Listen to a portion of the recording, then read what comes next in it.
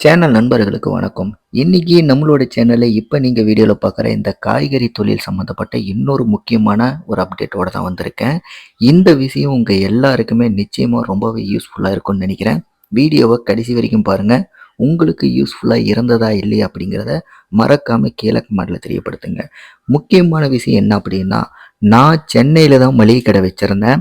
என்னோட மளிகை கடையில எனக்கு அதிகமா லாபம் குடுத்ததுன்னு பார்த்தீங்கன்னா, காய்கறிகள் தான். என்னோட கடை லாஸ் ஆகும்போது கூட, காய்கறிகள் இருந்த லாபத்தில தான் கொஞ்ச நாள் அட்ஜஸ்ட் பண்ணி நான் அந்த கடையவே ரன் பண்ணேன்.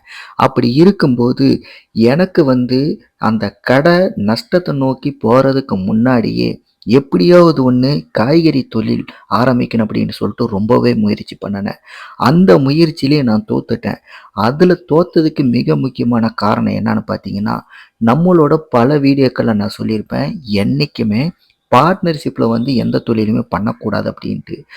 எல்லாருக்குமே சொன்ன நானே பார்த்தீங்க அப்படின்னா, சென்னை போனதுக்கப்புறம் கிட்டத்தட்ட 5 வருஷம் நான் தனியாவே பார்த்தீங்கன்னா தொழில் பண்ணி, பல விஷயங்கள கத்துக்கிட்டு, நல்லா சம்பாரிக்கவும் செஞ்சிருக்கேன். அப்படி இருக்கும்போது, எனக்கு தனிப்பட்ட முறையில நம்ம ஒரு தொழில் பண்ணும்போது, அது எந்த அளவுக்கு நமக்கு யூஸ்ஃபுல்லா இருக்கும், எவ்வளோ நம்ம கத்துக்க முடியும் அப்படிங்கிறது எனக்கு நல்லாவே தெரியும்.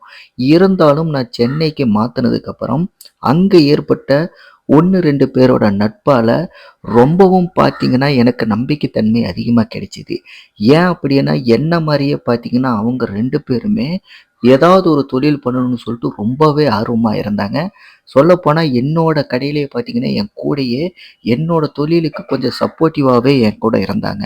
அவர்களும் பார்த்தீங்கன்னா, என்ன மாரியே நேர்மையா, உண்மையா, கரெக்ட்டா இருக்காங்களே அப்படின்னு சொல்லிட்டு, அவர்கள வச்சு நாம புதுசா ஒரு காய்கறி கடை ஆரம்பிக்கலாம். ஒரு பக்கம் மளிகை கடை ரன் ஆகட்டும். இன்னொரு பக்கம் பார்த்தீங்கன்னா, காய்கறி கடை ரன் ஆகட்டும். அந்த காய்கறி கடைய 3 பேருமே ஒண்ணா சேர்ந்து வொர்க்கிங் பார்ட்னரா ஆரம்பிக்கலாம் அப்படின்னு சொல்லிட்டு முடிவு பண்ணனோம். இந்த மளிகை கடைய முழுக்க முழுக்க என்னோட கண்ட்ரோல். இதுக்கு எப்பவுமே சிங்கிள் ஓனர் நான் மட்டும் தான் இருப்பேன். புதுசா ஆரம்பிக்கிற அந்த பிசினஸ் வேணுனா நம்ம 3 பேரும் வொர்க்கிங் பார்ட்னரா இருந்துக்கலாம். வொர்க்கிங் பார்ட்னர் அப்படின்னா 3 பேருமே ஆன் ஃபீல்டுல இறங்கி வேலை செய்யணும். அதே மாரி காய்கறிகள வாங்க போகும்போதும் ஹோல்சேலா இருக்கட்டும், சேலிங்கா இருக்கட்டும், அடுக்கிறதா இருக்கட்டும், எதுவா இருந்தாலும் 3 பேருமே அமௌண்ட்டும் டெபாசிட் பண்ணணும். அமௌண்ட் போட்டு வேலை செஞ்சு வர்ற லாபத்த 3 பேருமே ஈக்குவலா பிரிச்சுக்கணும். 3 பேருமே மொத்தத்துல ஆன் ஃபீல்டுல இருந்து வேலை செய்யணும். இதுதான் வொர்க்கிங் பார்ட்னர். இந்த மாரி ஒரு டீலிங்க போட்டு 3 பேருமே ஆரம்பிக்கலாம் அப்படின்னு சொல்லிட்டு நல்லா பிளான் பண்ணி, இதுக்கு ஒரு அக்ரீமெண்டெல்லாம் ரெடி பண்ணலாம் அப்படின்னு சொல்லிட்டலாம். அடுத்த கட்டத்துக்கே நாங்க போயிட்டோம். என்னதான் நண்பர்களா இருந்தாலும் கூட, இந்த மாரி ஒரு அக்ரீமெண்ட்ட போட்டுக்கிறது ரொம்ப ரொம்ப நல்லா இருக்கும். இப்ப நான் உங்ககிட்ட சொன்ன விஷயங்கள் அனைத்தையுமே அந்த அக்ரீமெண்ட்ல போட்டு 3 பேருமே கையெழுத்து போட்டுடணும். 3 பேருக்குமே ஒவ்வொரு காப்பி எடுத்து வச்சுக்கணும். இந்த மாரி பண்ணுனா மட்டும் தான் பார்ட்னர்ஷிப்ல ஆரம்பிக்கிற எந்த ஒரு பிசினஸுமே தொழில்னு வந்துருச்சு அப்படின்னா, இந்த மாரி அக்ரீமெண்ட் போட்டு தொழில் பண்ணா மட்டும் தான், அந்த தொழில் கண்டிப்பா சக்சஸா போனாலும், லாஸ் ஆனாலும் 3 பேருக்குமே அதுல பங்கு இருக்குன்னு சொல்லிட்டு ஏத்துப்பாங்க. அப்படி இல்ல அப்படின்னா, எத்தனையோ இடங்கள்ல பார்ட்னர்ஷிப்ல ஆரம்பிச்ச தொழில்கள் எந்த மாரி ஆயிருக்கு, அதுக்கு என்ன காரணம் அப்படிங்கிறத நம்ம எல்லாருமே பார்த்திருப்போம். இதுக்கு இந்த மாரி ஒரு சொல்யூஷன் பண்ணா மட்டும் தான், பக்காவா அந்த தொழில நேர்த்தியா பண்ண முடியும். சரி, இது எல்லாமே ரெடி பண்ணியாச்சு. அடுத்து இடமும் நாங்க தேட ஆரம்பிச்சோம். தேட ஆரம்பிச்சு, இப்ப நீங்க வீடியோல பார்க்குற இந்த இடம் பழசு பார்த்தீங்கன்னா, ஒரு சூப்பர் மார்க்கெட்டா இருந்தது. அந்த இடத்துல சூப்பர் மார்க்கெட்டுக்கான வேல்யூவே இல்ல. ஏன்னா, ஆல்ரெடி அந்த கடைக்கு பக்கத்திலேயே இன்னும் 2, 3 ஹோல்சேல் கடைகளே இருக்கு. அப்படி இருக்கும்போது இந்த இடத்துல சூப்பர் மார்க்கெட் ஆரம்பிச்சா, அது ஓடுமா? அப்படிங்கிற கேள்வி நார்மலா பார்க்குற தொழில் பண்ற எல்லாருக்குமே புரியும். அதே புரிதல் தான் எனக்கு இருந்தது. ஒரு டைம் நான் அந்த கடைக்கே போனேன். எப்படி பிசினஸ் நடக்குது? எந்த மாரி ஓனர்கிட்ட பேசலாம் அப்படிங்கிற மாரி போயிருந்தேன். அப்போ போகும்போது தான் பார்த்தீங்கன்னா, அந்த ஓனரோட எனக்கு பழக்கம் ஏற்பட்டுச்சு. நல்லாவே நாங்க பேச ஆரம்பிச்சோம். அதுக்கப்புறம் பார்த்தீங்கன்னா, அந்த கடை ஓடல அப்படின்னு சொல்லிட்டு ஏற்கனவே என்கிட்ட சொன்னாரு. சரி, இதுக்கு மாற்று ஏற்பாடா என்ன பண்ணலாம் அப்படின்னு சொல்லிட்டு அவரு யோசிச்சுட்டு இருக்கும்போது நான் சொன்னேன், நானே காய்கறி கடை தான் போடலான்னு இருக்கேன். காய்கறி கடை உண்மையிலேயே ரொம்ப ரொம்ப பெஸ்ட்டு. அத வேணா ட்ரை பண்ணுங்க. ரொம்பவே சக்சஸ்ஃபுல்லா இருக்கும். எத்தனை மளிகை கடைகள் இருந்தாலும் கூட எல்லா கடையுமே ரன் ஆகுமான்னு கேட்டா அது டவுட்டு. ஆனா எத்தனை காய்கறிகள் கடை இருந்தாலும் அனைத்து கடைகளுமே ஓடும். ஏன்னா மக்களுக்கு ரொம்ப ரொம்ப அத்தியாவசியமான தேவைகள்ல காய்கறிகள் தான் முதல் இடத்துல இருக்கு. அதனால வேணா நீங்க இத ட்ரை பண்ணி பாருங்க. உங்க கடைக்கு பக்கத்துல பார்த்தீங்கன்னா, எப்படி பார்த்தாலும் ஒரு 700, 800 மீட்டர், ஒரு 500, 600 மீட்டர் டிஸ்டன்ஸ்ல பார்த்தீங்கன்னா, எந்த காய்கறி கடையுமே இல்ல. சுத்தியும் பார்த்தீங்கன்னா, பக்கத்துல மளிகை கடைகளும், ஹோல்சேல் கடைகளும் தான் இருக்கு. இதுல பார்க்கும்போது உங்களுக்கு காய்கறிகள் கம்மியா தான் விக்கிறாங்க. ஆனா, இந்த இடத்துல ஒரு பெரிய காய்கறி கடை ஆரம்பிச்சா நல்லாருக்கும் அப்படின்னு சொல்லிட்டு, அந்த ஓனரும் நானும் நல்ல பழக்கங்கிறனால, நாங்க நல்லாவே பேசிக்கிட்டோம். அப்படி வந்து நானும் காய் கடை தான் போடலான்னு தேடிட்டு இருக்கேன். மளிகை கடை வந்து அந்த பக்கம் இருக்கு. என்னோட நண்பர்களும் கூட சேர்ந்து நானும் காய்கறி கடை தான் பார்த்துக்கிட்டு இருக்கேன். அப்படின்னு சொன்னதுக்கப்புறம், ரொம்ப நாள் கழிச்சு மறுபடியும் நான் அந்த பக்கம் போகவே இல்ல. அதுக்கப்புறம் நான் வந்து மத்த இடங்களெல்லாம் கடை தேடிக்கிட்டு இருக்க அந்த சமயத்துல, நண்பர்களுக்குள்ள சில உண்மை முகங்கள் வெளிய வரும். எப்படின்னா, நாம என்னதான் தொழில் பண்ணணும்னு போகும்போது, சில பேர் அதுக்கு வந்து வொர்க்கிங் பார்ட்னர்ன்னு சொன்னா அப்பதான் உண்மையிலேயே அவர்கள் நம்ம கூட எதுக்காக பழகுனாங்க அப்படிங்கிறத புரிஞ்சுக்க முடியும். அந்த சமயத்துல தான் நானும் புரிஞ்சுக்கிட்டேன். என் கூட இருந்த அந்த 2 நண்பர்களுமே வொர்க்கிங் பார்ட்னர்ன்னு நான் சொன்னதுக்கப்புறம் என்ன நெனச்சுக்கிட்டாங்க அப்படின்னா, இது நமக்கு செட் ஆகாது அப்படின்னு சொல்லிட்டு விலக ஆரம்பிச்சாங்க. அப்ப அவைங்களோட நோக்கம் என்ன? நான் தொழில் பண்றேன் அப்படின்னா என்ன வச்சு அவைங்க சம்பாரிக்கலான்னு பார்த்தாங்க. மொத்தத்துல அவைங்களுக்கு தேவை காசு. எப்படியாவது வந்தா போதும். ஆனா நாம இறங்கி வேலை செய்யக்கூடாது.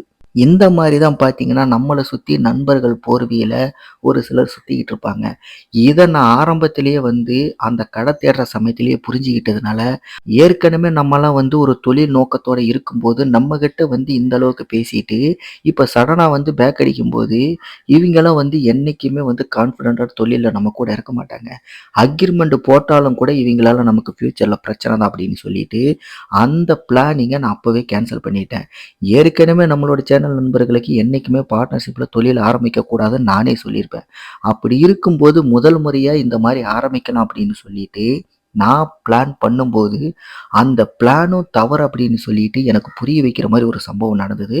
அப்ப இன்னும் நான் தெளிவாயிட்டேன்.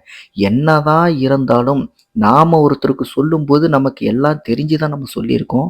அதையும் மீறி நம்ம ஒரு தவறான செயல்ல இறங்கும்போது, ஆரம்பத்திலேயே நமக்கு ஒரு சில விஷயங்கள் நமக்கு புரிய வச்சு அத தடுத்திருக்கு அப்படிங்கும்போது, இதுக்கு மேலயும் நம்ம இன்னும் தெளிவா இருக்கணும் அப்படின்னு சொல்லிட்டு, நான் அந்த பிளான கேன்சல் பண்ணது எனக்கு ரொம்பவே ப்ளஸ்ஸா போச்சு. அதுக்கப்புறம் பார்த்தீங்கன்னா, என்னோட மளிகை கடையும் கொஞ்சம் கொஞ்சமா நஷ்டத்த நோக்கி போக ஆரம்பிச்சது. அதுக்கு ஒரு சில காரணங்கள் இருக்கு. ஏன் நஷ்டத்த நோக்கி போக ஆரம்பிச்சதுன்னு. அது வந்து கொஞ்சம் பர்சனல் பிரச்சனையினால போச்சு. அத வந்து உங்க கூட இப்போதைக்கு நான் ஷேர் பண்ற மாரி இல்ல. ஃபியூச்சர்ல கண்டிப்பா நான் சொல்றேன். ஆனா என்னுடைய ஒரு சில நண்பர்களுக்கு, சேனல் நண்பர்களுக்கு என்னோட பர்சனல் பிரச்சனை என்ன அப்படிங்கிறது தெரியும். அந்த ஒரு காரணத்தினால தான் அந்த கடையும் பார்த்தீங்கன்னா நஷ்டத்துல போக ஆரம்பிச்சது. அப்படியே போயி ஏற்கனவே நம்ம இந்த மாரி ஒரு நபர்கிட்ட பேசணுமே, அவர்கள போய் பார்க்கலாமே, அவர்கள் எந்த மாரி இப்ப கடை ஆரம்பிச்சிருக்காங்க. நான் ஐடியா குடுத்ததுக்கு அப்புறம் தான் அவர்களுக்குமே பார்த்தீங்கன்னா, ஓகே இந்த மாரி கூட பண்ணலாமே அப்படின்னு சொல்லிட்டு ஒரு ஐடியா கிடைச்சது. அப்படி இருக்கும்போது மாத்துனாங்களா இல்லையா? என்ன நிலவரம் அப்படின்னு சொல்லிட்டு ஒரு டைம் பார்க்கலான்னு போனேன். போய் பார்க்கும்போது எனக்கே செம்ம ஆச்சரியமா இருந்தது. ஏன்னா, நான் எந்த மாரி ஒரு செட்டப் ரெடி பண்ணி எப்படி நான் காய்கறி கடை அமைக்கணும்னு நெனைச்சேனோ, அத தான் இப்ப நீங்க வீடியோல பார்த்துக்கிட்டு இருக்கீங்க. இந்த செட்டப் முழுக்க முழுக்க என்னோட தனிப்பட்ட ஒரு விருப்பம். அதே மாரி ஒரு செட்டப்ப இவர்களும் பார்த்தீங்கன்னா 4 பேரு சேர்ந்து ஒண்ணா இந்த கடைய ஆரம்பிச்சிருக்காங்க. நான் ஆல்ரெடி வந்து பார்ட்னர்ஷிப்ல தொழில் ஆரம்பிக்கலான்னு இருக்கும்போது, என்ன நடந்ததுன்னு சொல்லிட்டு உங்ககிட்ட சொன்னேன். ஆனா இந்த கடைக்காரரு அவரு ஆரம்பிச்ச சூப்பர் மார்க்கெட் நஷ்டத்துல போகும்போது 4 பேர் பார்ட்னர்ஷிப்ல இருந்தாங்க. அந்த 4 பேர தான் பார்த்தீங்கன்னா, இந்த காய் கடையும் அப்படியே மாத்தும்போது பார்ட்னர்ஸாவே அப்படியே கன்டின்யூ பண்ண ஆரம்பிச்சுட்டாங்க. இப்போ வரைக்கும் அவர்களுக்கு எந்த பிரச்சனையும் வரல அப்படின்னு சொல்லி சொன்னாங்க. இப்போ வரைக்கும் பார்த்தீங்கன்னா, என்னோட நான் எதிர்பார்த்த ஒரு பிளான தான் அவர்கள் பண்ணிட்டு இருக்காங்க. எனக்கு இந்த 4 பேருமே கொஞ்சம் பழக்கங்கிறனால, இந்த இடத்துல போயிட்டு வீடியோ எடுத்து உங்களுக்காக ஜஸ்ட் ஒரு கிளாரிஃபை வேணும் இல்லையா? அதுக்காக தான் இந்த வீடியோவே நான் மேக் பண்ணியிருக்கேன். இதே மாரி இன்னொரு மிக முக்கியமான விஷயம், காய்கறிகள் எந்த இடத்துல வாங்குனா எந்த அளவுக்கு லாபம் கிடைக்கும் அப்படிங்கிறத பத்தி இன்னொரு வீடியோ நான் அடுத்த வீடியோவே நான் குடுக்குறேன். கண்டிப்பாக அந்த வீடியோ பாருங்கள்.